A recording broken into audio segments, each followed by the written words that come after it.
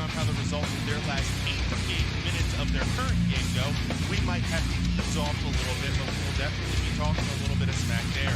We'll also then take a look at a variety of different little news tidbits throughout DMV sports. We've got some baseball news, some WNBA news, and even some college football news, all while kicking off our next monthly theme with a choice from one of my favorite wineries. We've got all of that and more coming up on Let's Wine About DMV Sports on the IE Sports Radio, your direct feed for all that is sports.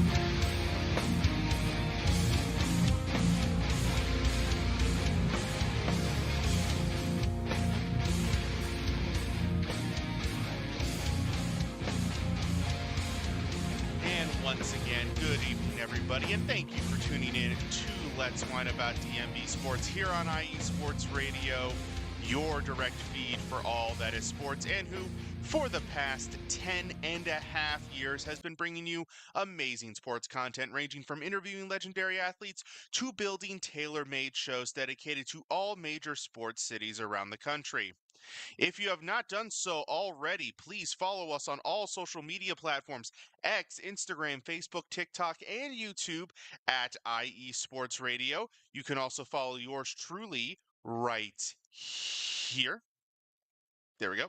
There, at Let's Wine _IESR. You can find me on Instagram, X, and TikTok with that moniker. You can also find me on all... Sorry, I just saw a funny comment in the chat room. You can listen to us on all of the above platforms. We've got Apple Podcast, Spreaker, Spotify, iHeartRadio, Google Podcast, and so many more. Whether you're listening live tonight or listening later on in the week, it is all very much appreciated. But you've got all of these options and more available to you. And of course, do not forget to check out our website, iesportsradio.com. There you will find our merchandise. We've got winter stuff for the winter. It's getting real cold outside. But if you happen to be in a warmer climate like South Florida or Southern Texas or, any place like that where it doesn't necessarily get super cold, we also have just like regular t-shirts and things like that as well. We also have our sports pages. This one is for yours truly, but we've got over 30 shows here on our network, and I guarantee you we've got something for you. So you can go to the show pages to find out a little bit of background about the shows and the voice behind them.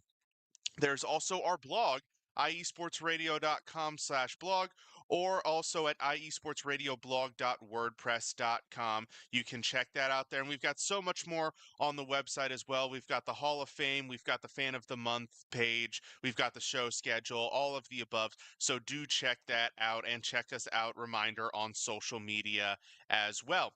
And of course, none of this would be possible without our sponsors. And before we carry on, we're going to learn a little bit more about our sponsors.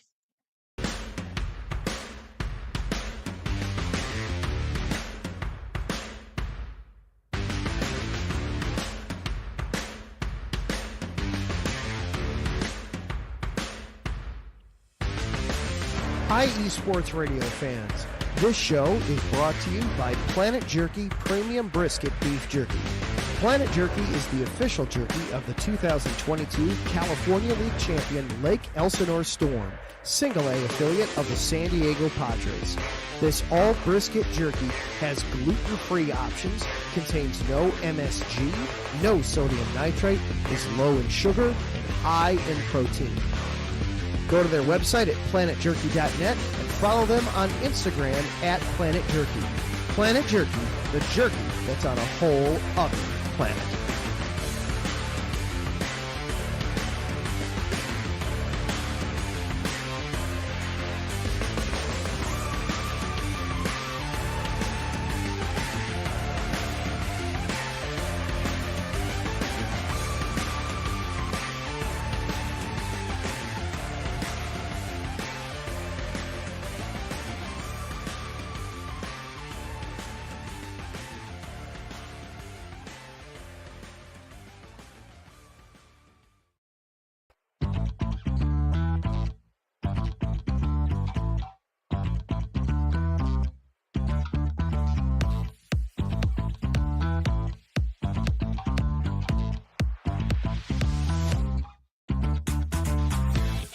Hey there, IE Sports Radio fans. Be sure to check out our sponsor, Seal the Deal Wax Seals by Cecilia B. You just finished your very own wedding or baby shower invitations and you're looking for that extra special touch? Maybe you just wrote a letter to a relative or a friend and you want to add to their smile when they receive it. Then seal the deal with Cecilia's handmade sealing wax stamps for your invitations, letters, and gifts. You bring the deal, we'll bring the seal. You can find them on Instagram at sealthedeal_wax stamps and on Facebook, Seal the Deal Wax Seals.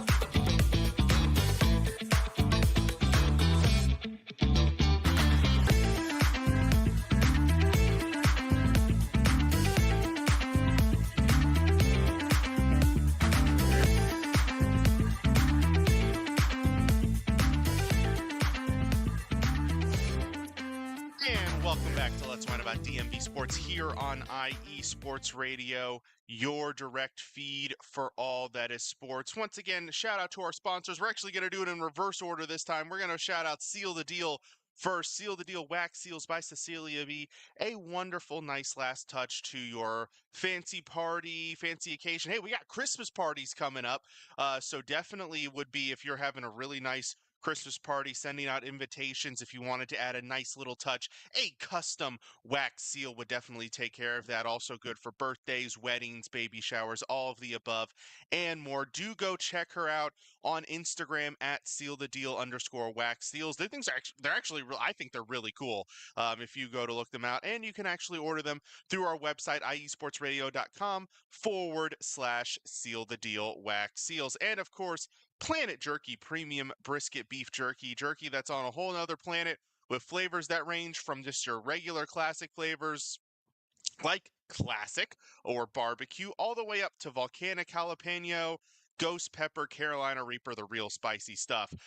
Do be warned, you do need to like spicy to get those. But they've got a whole bunch of different options for you, and they're not that expensive for jerky. I mean, especially premium handmade jerky. I mean, you're not going to find that for much cheaper in the grocery stores than you find it on their website. So do go to planetjerky.net to order yours today, and you can also follow them on Instagram at Planet Jerky. We're going to get into our beverage this evening, but first I have to show you this thread in the comment section here. Jen B, first of all, chiming in, the host of our Show of the Land, our Cleveland show, saying have a great show. Thank you, Jen B. And then Adam Karnick, the host of Chi-Town Weekly and the Neutral Zone, asks the question, what wine would you recommend to get rid of my headache? Well, sir, I would recommend not drinking wine to get rid of a headache because wine tends to be a dehydrator. That's usually not what you want to drink when you have a headache. Jen B recommends a nice Pinot ibuprofen. If you can find it, I think that's a little bit of a rare one to find, but that would probably help a little bit. And then he cannot tell if the source is dehydration or the kids. I feel that, sir. In which case, Jen B does make a good note. A side of water would be great. So that was a funny little exchange in the chat room there. But thank you to those guys for jumping in. And once again, thank you to everybody who is tuning in live.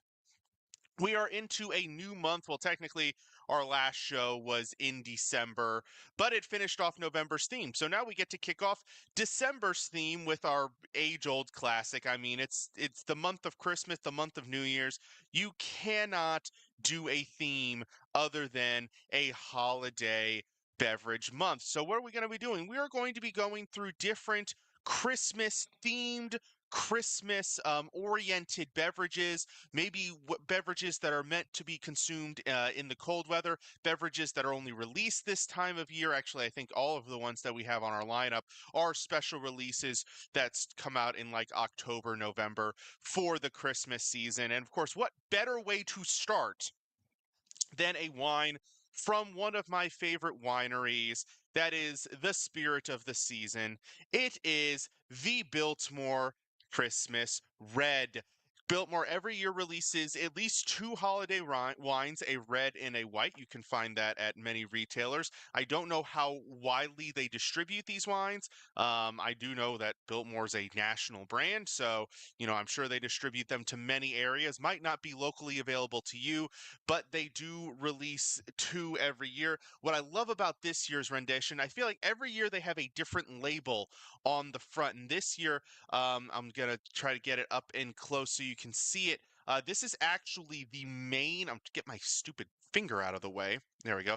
This is actually the main stairwell. So when you first, so the entrance of the house would be like over here relative to the stairwell. So when you first walk into the Biltmore, which is a massive, massive private home, if you do not know anything about the Biltmore house, built by George Vanderbilt out in Asheville, North Carolina, I would strongly recommend that you look up this house because it is one of the it is I could see why people would describe it as the eighth wonder of the world, but it is a massive house. You walk in to a giant atrium filled with plants. There's a grand piano in the foyer. Um, Huge ceilings, opulence, decorations, things like that. And then there is, again, like I said, the main stairwell, which looks exactly like it does in the picture. Very wide, crisp white marble stairs leading up to the various floors of the house, windows outlooking the front courtyard. And especially this time of year, November, December, it is truly, they decorate it up for Christmas. It's truly a spectacular sight. But what about the wine? So let's read up. They've got a nice little description back here. It says, enjoy this soft, fruit forward red wine with all your favorite holiday dishes. Oh, is this the. Oh, interesting. So I think I accidentally managed to get my hands on a 2023 Christmas wine, not this year's release. Okay. So, hey, I guess maybe it might have been some old stock where I bought it. I don't even remember where I bought it, to be perfectly honest. I just saw Biltmore Red, Christmas Red, and I was like, fine, I'll buy it. Our 2023, so this is last year's rendition, Christmas at Biltmore Red wine label features original artwork by Donnie Luke of Asheville, North Carolina. Elements of his painting were chosen online by our fans. We invite. Okay, so this is really all about the letter. So enjoy the soft, fruit-forward red wine with all of your favorite holiday dishes. So this wine is the 2023 version, which is fine. I don't think there's anything wrong with that. It's 13.9% alcohol, so it is a traditional red wine, not like a sweet red or anything like that. So I would recommend not just carelessly chugging this, but of course, it's all about the taste here. So let's go ahead and get our initial pour. I don't know anything about the grapes in this bottle. It does not say. Um, so we're going in completely blind here. First getting a look at the color as we give it a lovely little swirly swirl, beautiful red. Let's see, what are we thinking on the body here? If you guys can see the clear rim, I think that's probably a solid medium. Definitely is not a full-bodied wine from the looks of it. The color is not super dark and opaque. There's a little bit of see-through there. So this is probably, from the looks of it, not going to be a dense, heavy wine or a heavier red. Definitely kind of towards the medium body, lighter color. Let's give it a whiff. Wonderful red fruit flavors there. A little bit of cassis, a little bit of spice on the notes too. Some red cherries. Yeah, that's what I'm getting. One nice red fruit, maybe a little bit of sour red fruit in there, and a little bit of spice. But of course, it all comes down to the taste.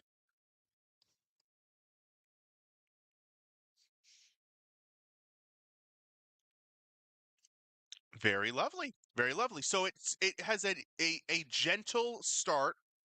It does not hit you in the face with flavor. It kind of builds over time. So that's nice. Some wines, especially the heavier reds, tend to explode like right off the first sip of the tongue, right on the front of your palate. This wine does not do that. It eases you into the flavor.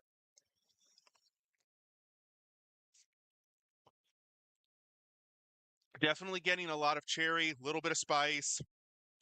Almost a little bit of like a cranberry almost a little bit. Definitely leaning into the red fruits. Easy finish, not particularly dry or acidic.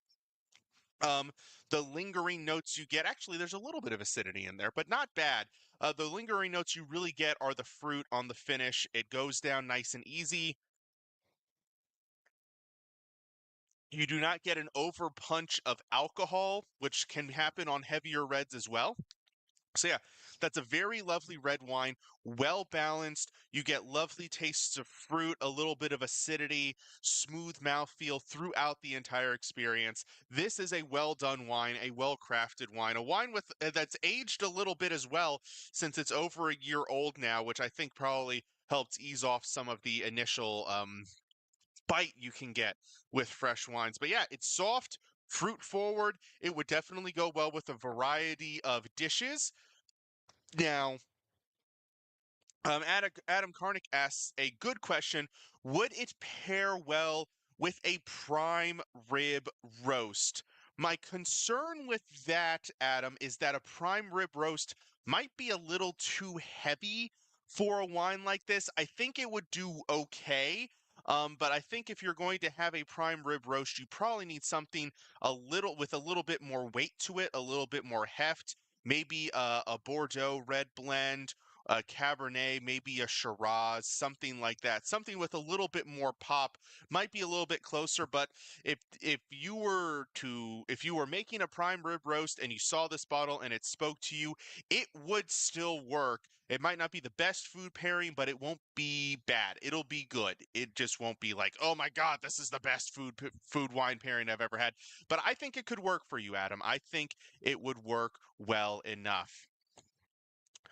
We normally we would take our break right here, but I'm going to quick touch on the Capitals. I've got lots of sports topics to cover, so I'm going to divide it up into 3 segments here. So we're going to touch on the Caps since we didn't really touch on them very well last week, and that's a shame because they actually went 4-0 last week and they scored 20 goals in those 4 wins. So fantastic offensive performance. The goaltending was a little iffy. But I mean, hey, 4-0 is 4-0. I cannot complain about that one. This week's been a little bit rougher. Now, I will admit, so they've won 1 game and they've had 1 overtime loss. I went ahead and reverse jinxed tonight's game against the Canadians, which is currently tied at 2 in the third period. I reverse jinxed it by putting the point in the loss column. Um, and automatically assuming that the Caps are going to be 18-7-2 on the season, which, by the way, is still good for the third best point total in all of hockey. And I believe they would still be leading the Eastern Conference if they lost tonight. Let me take a quick look just to confirm. They would be tied with New Jersey for the conference lead if they lost tonight. So that would not be bad. Not a terrible result. Still a very good season going on for the Capitals. The player of the week for the previous week is the whole offense because they scored 20 goals. I don't think any guy had more than maybe 3 or 4. I know John Carlson had a bunch of assists.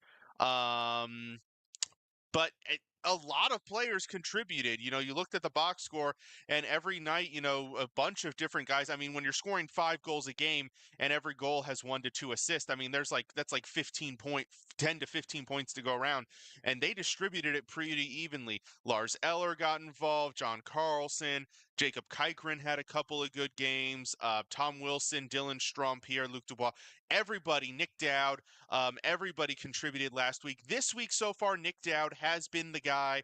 2 goals and 1 assist in the 2 games. He hasn't contributed much tonight, but the offensive output has not been as incredible. If you include tonight's game, they've scored 6 total goals in the 3 games. So if you have 3 points out of those 6 goals, you're one of the best. And Nick Dowd's name just seems to keep coming up in the conversation. Fourth line center.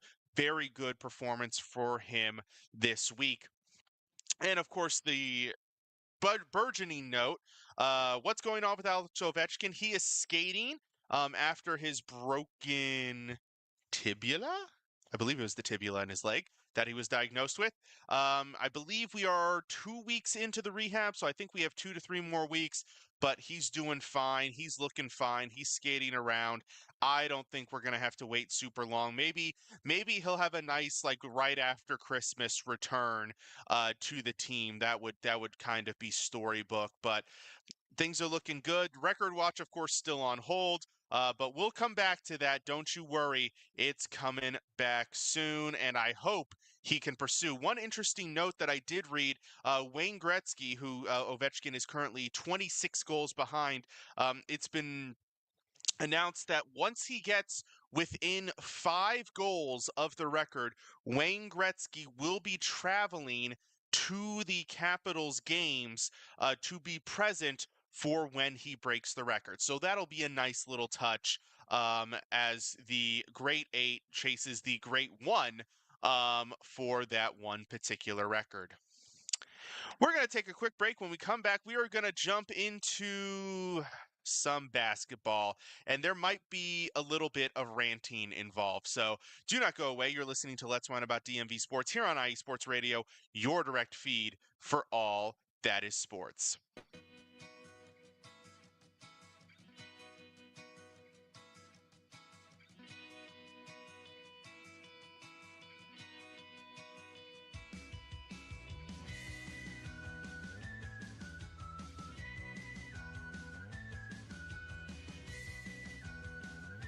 Hey, Cleveland and Columbus sports fans. This is Jen B, host of the Show of the Land on IE Sports Radio, your direct feed for all that is sports.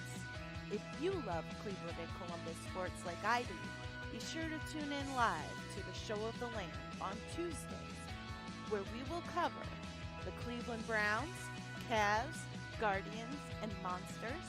We will also talk about the Columbus Blue Jackets, Crew, Fury, and of course, the Ohio State Buckeyes. We'll also cover other colleges in the area like Akron, Kent State, Cleveland State, Mount Union, John Carroll, Baldwin Wallace, Youngstown State, among others. So like I said, if you love Cleveland and Columbus sports like I do, be sure to tune in Tuesdays to the Show of the Land with Jen B on IE Sports Radio, your direct feed for all that is sports.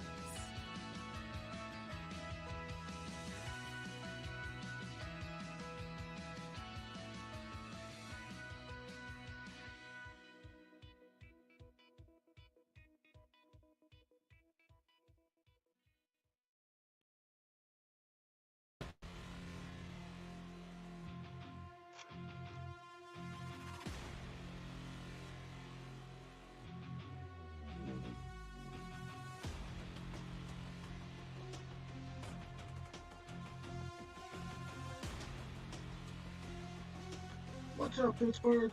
This is Ralph Calise, the host of the Injury Report on IE Sports Radio, your direct feed for all that is sports. Are you that passionate diehard Steelers, Penguins, Pirates, or just a Pittsburgh sports fan? Then please join me on the Injury Report every Tuesday on IE Sports Radio, the direct feed for all that is sports, and I will update you on all that's black and gold. Have you telling your Pittsburgh fans and friends what's up with Pittsburgh sports. Tune in Tuesday with me, Ralph Calise, the Injury Report on IE Sports Radio, your direct feed for all that is sports. Let's go!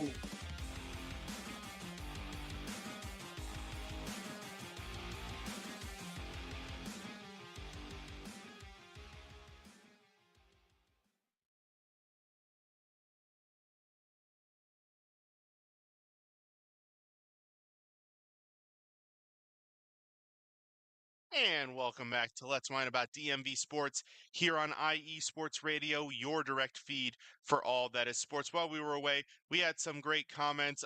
Adam Karnick saying 20 goals in 4 games. I like that math. Hey, yeah, the math I like better, Adam, I gotta say, is 4-0 in 4 games. But 20 goals in 4 games, That should definitely get you there. And then he has to take a shot at his Blackhawks, who I believe just fired their head coach, making them the second Chicago team in the last week and a half to fire their head coach. So, yeah, Blackhawks struggling a bit right now, but don't worry. They've got a great player in Connor Bedard.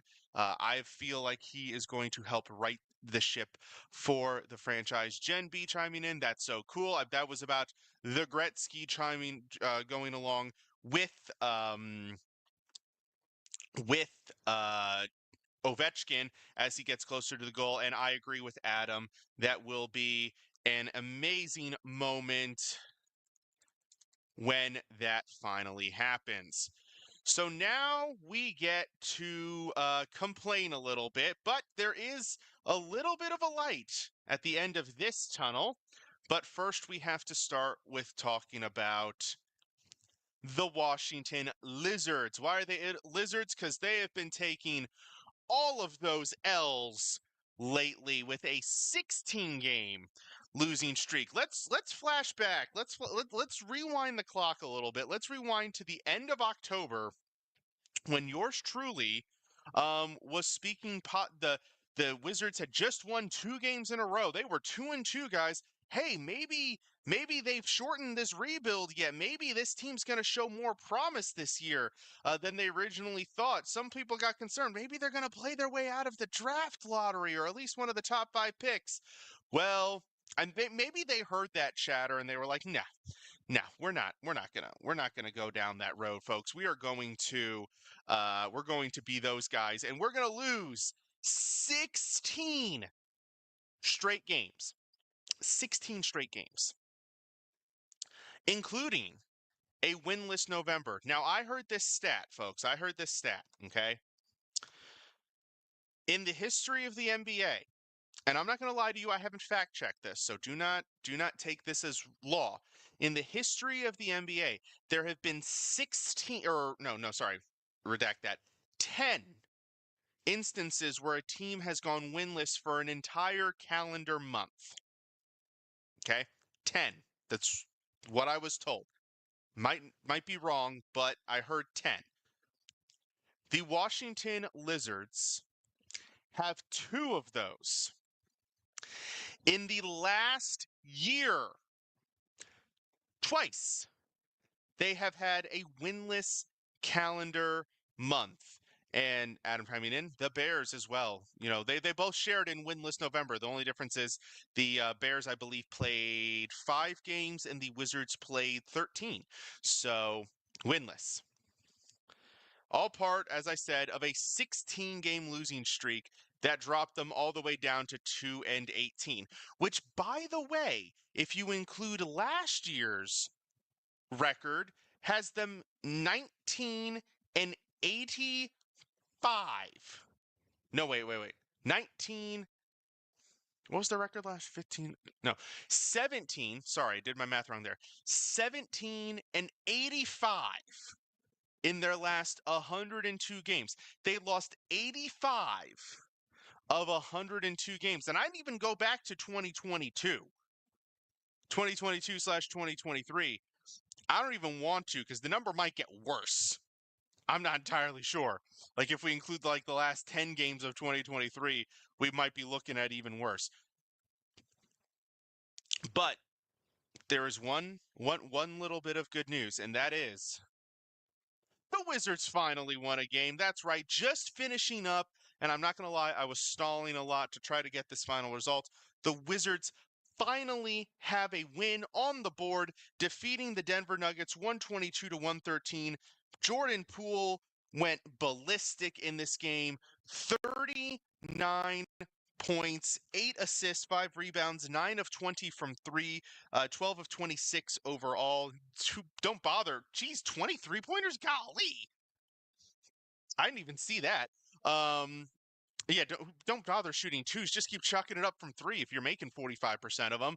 And as such, Jordan Poole also wins Player of the Week. Why? Because he was the best player in the team's win. And I did say when the Wizards finally won a game again, we would bring back the player of the week. So the player of the week is Jordan Poole for no reason other than he was the best player for the team on the court when they finally ended their streak, despite allowing Nikola Jokic to score 56 points, 16 rebounds, and 8 assists on 22 of 38 shooting. But I was looking at the Nuggets team before this game started. They are decimated with injuries. No Jamal Murray and no Aaron Gordon, and that's just right off the cusp. It looks like there might be a couple of rotational players they're missing as well. So Jokic literally scored half of the team's points, had no help with him, whereas at least, the Wizards also got 20 points and 12 rebounds from Jonas Valanciunas. They got 12 points from Jared Butler, of all people, off of the bench, and 23 points and 8 rebounds from Justin Champagny, a two-way forward starting at power forward tonight, also due to injuries from the Wizards, who had Kaishan George, Alex Sarr, Kyle Kuzma, who else was out? Corey Kispert and Malcolm Brogdon, all out due to some various form of injury. So that's 5 of your top 9. They still had Valanciunas, Poole, Koulibaly, and Carrington. But you're talking about, this is a night where Marvin Bagley got 16 minutes off the bench. Anthony Gill got 10. Justin Champagny, like I said, a two-way player, played for 37 minutes tonight. And somehow this is the game that the Wizards managed to win. So I have to change the Lizards now for the day at least. They are back to the Wizards. Now, this does not escape them from all scrutiny. So we're going to have a little bit of fun here for a few minutes, not too long. We're going to play GM for a minute, okay? And we're going to look at this roster and we're going to start tearing things down. Now, I know I've talked a bit about the trade deadline and like some minor moves here and there, but after a 16-game losing streak, there's no reason for you to be holding anybody except there are of the current, the current 18, and there's a reason why I say 18 is because every team is allowed 3 two-way players in addition to their 15-man roster. So you have 18 total players in a pool to work from, just in case of injuries and things like that. So of the 18 guys that are currently on the roster, there are 5 that I would say are untouchable at this moment as you and I talk. The 3 first-rounders from this year, Alex Sarr, Bub Carrington, and Kaishan George. No touchy. No trading, no touchy. We keep those guys. Adam Karnick says, Justin Champagny, he should be automatic player of the week by the name alone. If Jordan Poole hadn't dropped 39, he would have been the player of the week for this game because he was definitely, give Valanciunas credit. He was probably the 3rd best player on the floor for the Wizards. But what does that say about the rest of the team that Justin Champagny steps into the starting role and is your 3rd best player on the team on the floor?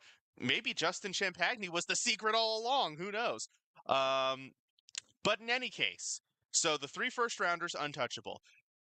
Bilal Koulibaly, last year's first-rounder, who started off hot. His shooting has really regressed through this losing streak, so that's a bit concerning. And even tonight, he only had 6 points, 6 rebounds, and 5 assists, though, so a balanced stat line. And he also had 4 steals and 3 blocks, so he definitely contributed on the defensive end. Jonas Valanciunas also had 5 blocks. My goodness, what a night from him. And maybe there'll be a shared player of the week this week. I don't know. But yes, so Bilal Koulibaly, in addition to those 3 first-rounders, and from what I've just seen, Justin Champagny is the 5th guy. Do not trade him. Do not touch him. So of the 18, you have 5 players who I would deem are untouchable. Now, there are probably another 4 to 5 that I would say have virtually 0 trade value. One is Johnny Davis, who was recently relegated down to the Washington City Go-Go, the G League team. So he would have no trade value right now. Another two-way player, Tristan Vucevic, who has not played at all for the team this year, he wouldn't have no trade value. I don't think Jared Butler, who's basically been serving as the backup point guard due to all these injuries, I don't think he would really have much in terms of trade value. Anthony Gill, the reserve forward who keeps getting minutes again due to injury, not much trade value there. And then Patrick Baldwin, who's a reserve forward who's barely played. I don't think he's going to have much trade value. So that's your untouchables and your guys with very little to no trade value who there's no point in trading. And, some of those guys will actually benefit from the trade deadline where they will get more playing time once some of these other guys get shipped out. Adam Karnick playing a funny joke. I'll give you 4 second-round picks for all of the Wizards' available players, obviously playing into the running joke that we have on here, but also is very popular in our IE Sports Radio chat, where we make fun of all of the second-round picks that the Wizards have accrued over the next, I think, 6 drafts. They have like 20 second-round picks or something. It's something audacious like that. I think they got like 6 or 7 second-round picks or something in the Bradley Beal trade, and they've gotten more second-round picks kind of throughout other deals. So playing into that for sure, which I respect it. So that's 10 guys that I would say either are untouchable or there's no point in trading because they have no trade value. That leaves 8 guys. Kyle Kuzma, Jonas Valanciunas, Jordan Poole, Malcolm Brogdon, Corey Kispert, those 5 guys from the regular rotation. Oh, wait, sorry. There's a 6th guy who has no trade value, and that's Sadiq Bey, who has been hurt all year. So he has no trade value. So add him to that group. So there's 7. So I just named 5. 5 from our main rotation. Jordan Poole, Kyle Kuzma, Jonas Valanciunas, Malcolm Brogdon, Corey Kispert, who just signed a contract extension, so that'll be advantageous to some team. And then Marvin Bagley, who is starting to get more regular minutes with injuries, and Richaun Holmes. 7 guys who either a lot of them will be free agents next year. Bagley and Holmes, Brogdon. Actually, I think it's just those 3 from that list. 2 guys who have very favorable contracts in Valanciunas and Kispert, not very large, would be 4th or 5th on most teams' payroll at most. In some cases, maybe even lower. And then Kuzma, who has had a rough year, and then Poole, who's been the best player for the Wizards consistently night in and night out. Now, at this point, where this team is, there's no point in holding on to any of those 7 players. Even Kispert, who's still under 25 and just signed a favorable deal. If you get the right trade offer for him, I don't see how you cannot trade him. And here's why. My goal, if I am GM of this team, so they just tapped in to last year's draft class pretty well with the 3 first-round picks. They only had really, they had 2 entering the season, and that was the one that ended up being the 2nd pick, and then the one that ended up being the late pick. But they manufactured a 3rd pick through a trade involving Denny Avdia, and managed to trade up for that last first-round pick to secure Kaishan George. I think there should be similar efforts to trying to accrue picks in this draft class. Why? Well, for one, it's a very good draft class. Now, of course, that means teams are going to be a little bit more beholden to their picks. But the second is because you're still years away, guys. You are years away. I don't even know if the core 5 that we're keeping as untouchable will even be part of the Wizards team that eventually becomes consistent contenders. That's how far away we could be talking here. It sounded like people were joking before the year started when they were like, oh, the Wizards are playing for 2030.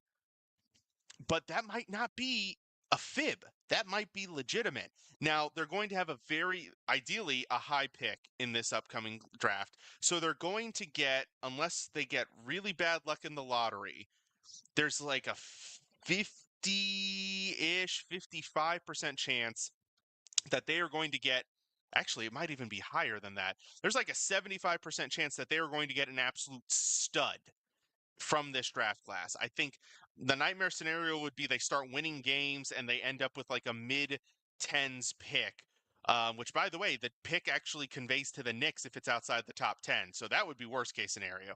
But let's be realistic. This team is very unlikely. They're going to pick in the top 10. But I could see a scenario where if they get on a little bit of roll, maybe if they don't trade some of these guys and this team starts to gel, that they do start picking up some wins and they end up more towards the mid-teens, even though they're like 3 games worse than the next closest team right now. But you're going to get your absolute stud. Even if the picks that you are picking up are in the mid-teens to early 20s, you're going to be adding more to that core 5 we discussed. Plus, you'll still have Saddiq Bey under contract. You're probably not going to trade all 7 of those guys. You might come out of the end of it with Valanciunas still on the roster, with Kispert still on the roster, maybe with Poole still on the roster. Probably not Brogdon. The 3 free agents I don't care about. That's Brogdon, Bagley, and Holmes. If they're still on the roster at the end of this, I would be surprised. But in any case, you might end up with one of those guys and you'll have Saddiq Bey and you'll have some of these other two-way guys who might form a good kind of like bottom third of the roster here.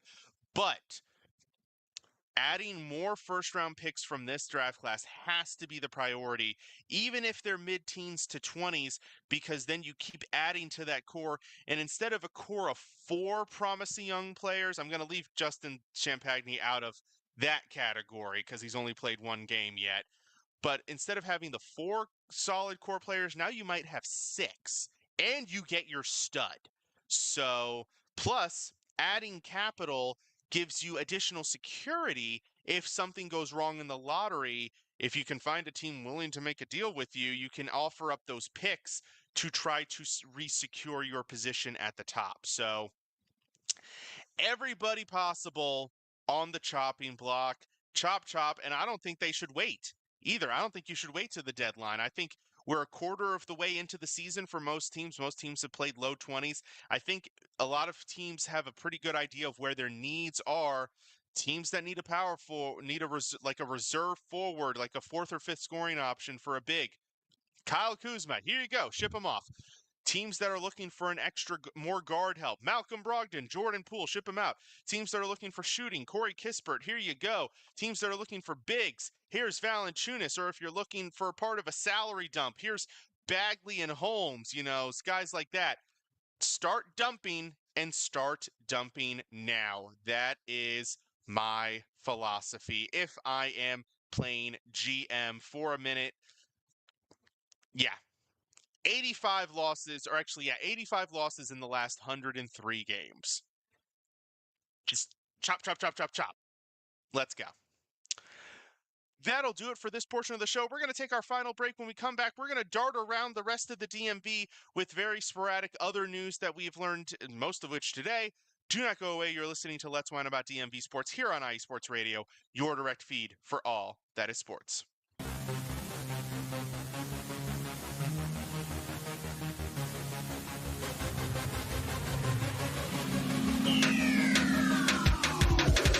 What's up, everybody? This is Taryn Rodriguez.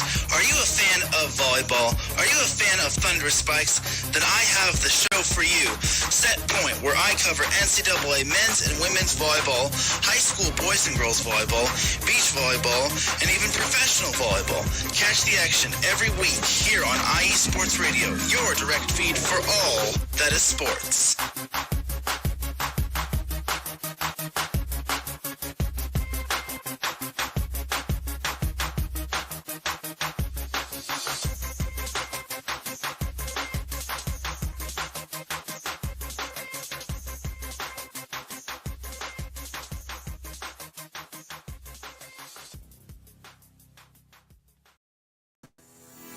Sports fans, do you like teams that are tough, cities that are tougher, and fan bases that are passionate about their teams?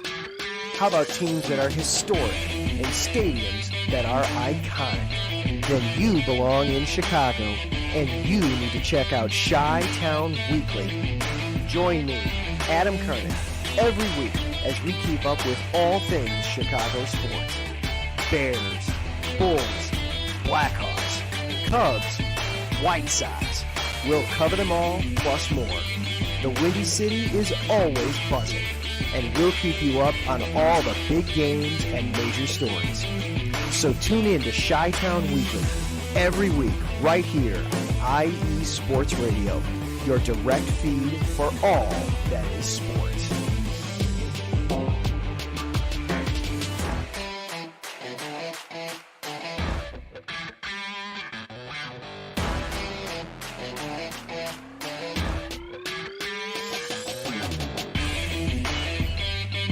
And welcome back to Let's Talk About DMV Sports here on IE Sports Radio, your direct feed for all that is sports. We had a couple more comments come in while we were on break. Adam Karnick, yes, this is the truest statement. The NBA is truly a race to the bottom this year. Definitely result of that 2025 draft class having all of those great players, Cooper Flagg, Dylan Harper, Ace Bailey, even Ego Durman. I think I got that name right. I was trying to remember it off the top of my head. The BYU guard who's having a phenomenal season to start. So definitely a race to the bottom for sure. And then Marcus Lowe's great jumping in. Salute to you, Sue, sir. Salute to you too, sir. We are on to the final part of our show, which is, of course, my prime time to remind everybody of the show's main message, which is please drink responsibly. Do not drink and drive. One of my favorite social media posts regarding this topic is that you can afford an Uber or a taxi before you can afford a DUI. So please drink responsibly. Do not drink and drive. It is simply not worth it. I will not be going anywhere after this, and if you have been drinking, neither should you. So if you're at home, please stay put. Or if you're out and about, maybe, watching some of the college football championship games going on, which as a DMV sports follower, we got to stay out of all of that drama, including the potential drama in the college football playoff that could be shaping up. Didn't matter how many teams you put in there, there was still going to be drama with the selection. So why you went from 4 to 12, I'll never know. But in any case, please do not drink and drive. It is simply not worth it. Lyft, designated driver, Uber, Amazon ship yourself home, whatever it may be, just please find a safe way home. We've got about 6, maybe a little bit more minutes to go, so we are going to dart around the DMV here to catch up on some other news. By the way, the Caps made me a liar. I had them 1-1-1 this week with a loss tonight. Well, they turned around and scored 3 goals in the third period and beat the Montreal Canadiens 4-2. 2 goals from Tom Wilson, 1 from Dylan Strome.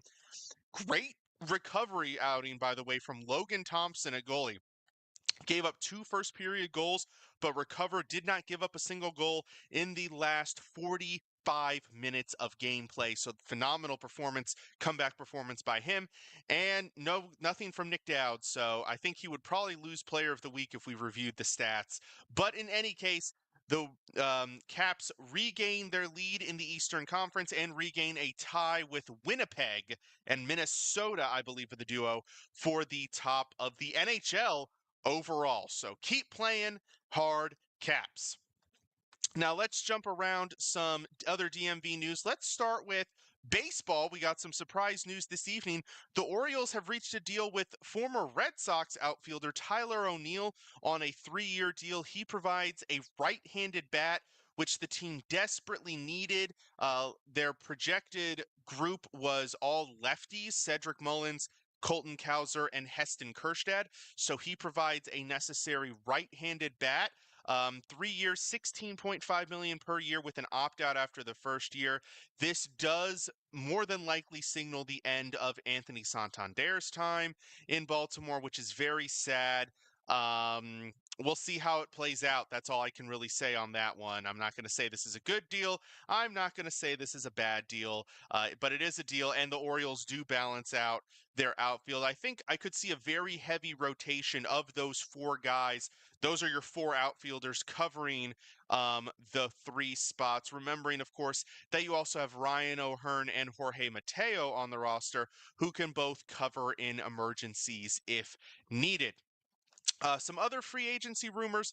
There was a rumor I saw yesterday that the Orioles had re-signed James McCann, but I haven't found any evidence that that deal has gone through. I also read an interesting article that they are shying away from several free agent pitchers who were offered qualifying offers.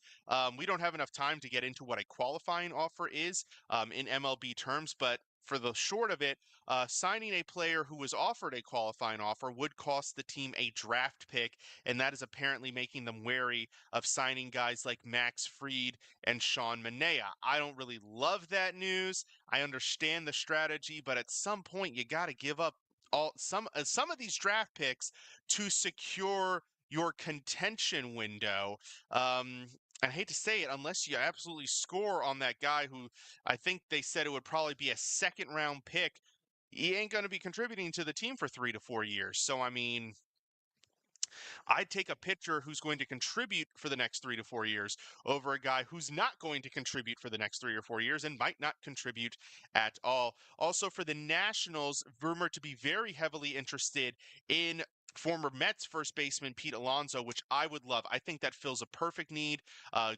Decent defensive first baseman. I might prefer Christian Walker from the Diamondbacks, just a little bit better glove, but phenomenal power potential and stealing a guy away from division rival fits exactly what the team needs. Solidify first base and provide a middle of the lineup power bat. Check and check. Very good. I would love that move if the Nats pulled it off at the right price, of course. Don't overpay. Other DMV news, the Ravens have suspended wide receiver Deontay Johnson for 1 game for conduct detrimental to the team. Apparently in last week's game against I'm blanking on this team now. Who did they just play last week? The Eagles. There we go. When Rashad Bateman got hurt, they turned to Deontay Johnson, who refused to enter the game. This is what the rumor is. And as such, the team has suspended him for 1 game. I'm glad that they didn't spend a ton of draft capital on him. They swapped 7th round picks and a 6th round pick. So they gave up a 6th, got a 7th in 2026. So I'm glad that that was all they gave up, because I don't think this relationship's going to last very long. It does not seem to be super healthy. In WNBA news, so we had an expansion draft in the WNBA. The Golden State Valkyries, the WNBA affiliate to the Golden State Warriors, are being added to the WNBA, so congratulations to them. But they, of course, had their expansion draft to start their base roster, as every sport has. Teams get to protect 6 players, and everybody else is fair game. And the Valkyries got to pick 1 player from every team to add to their starting roster. There were varying theories as to who they would get from the Mystics and who the Mystics would protect, including the interesting possibility that they would go with Elena Delle Donne. But instead, they went with Julie Van Loo, guard, who I had a very good season, I felt, for the Mystics last year, and I thought was in line to be part of that guard rotation. The Mystics use a pretty much a 3-guard system on their team with 2 traditional bigs, played by like Stephanie Dolson, Aaliyah Edwards, Shakira Austin, players like that. And Van Loo, I thought, would have been a great fit as the 5th guard, which in a 3-guard set, the 5th guard gets a lot of playing time. If they only use 2 guards, the 5th guard's just kind of whatever. But the 5th guard gets decent playing time if you're dividing 3 positions worth of minutes amongst 5 players. You could get, that's a 15 to 20 minute a night position. And I thought Van Loo would have been fantastic for that. But the Mystics lose her to the expansion draft, which I thought was a bit of a bummer. But it is what it is. The team's going to move on, probably use at least one of their 2 top 6 picks to replace Van Loo. And then our final little bit of news before we leave, the Maryland Terrapins, after their abysmal end to their season, hitting a high note here.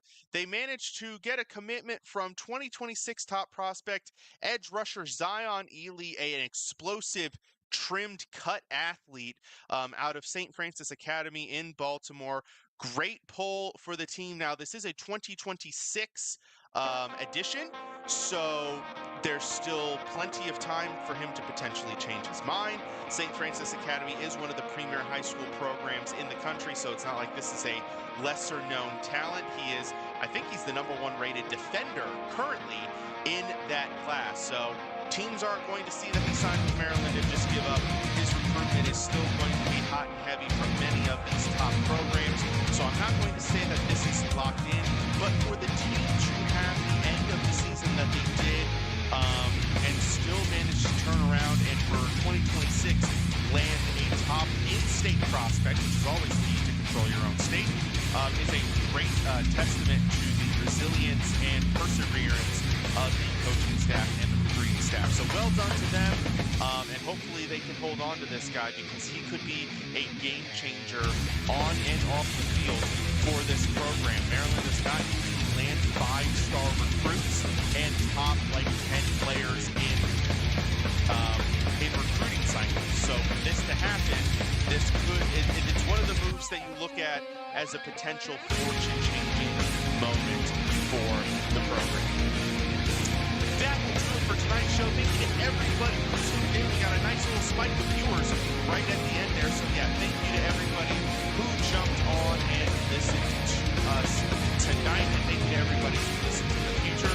Once again, if you have not done so, please follow us on all social media on X, Instagram, Facebook, TikTok, and YouTube. Follow us truly on X, Instagram, and TikTok at Let's Wine _ISR. Listen to us on any of these listening platforms throughout the week. Not just my show, all of the shows. We've got over 30, and we've got definitely multiple options for you to cover different cities, different sports, and sometimes we just like to get on here and have fun.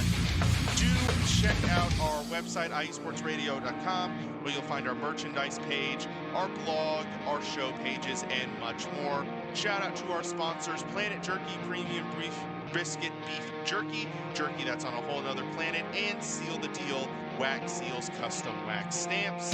And once again, a reminder, please drink responsibly, do not drink and drive. Once again, thank you all for tuning in. This has been Mike Patt for Let's Wine About DMV Sports on the IE Sports Radio, your direct feed for all that is sports.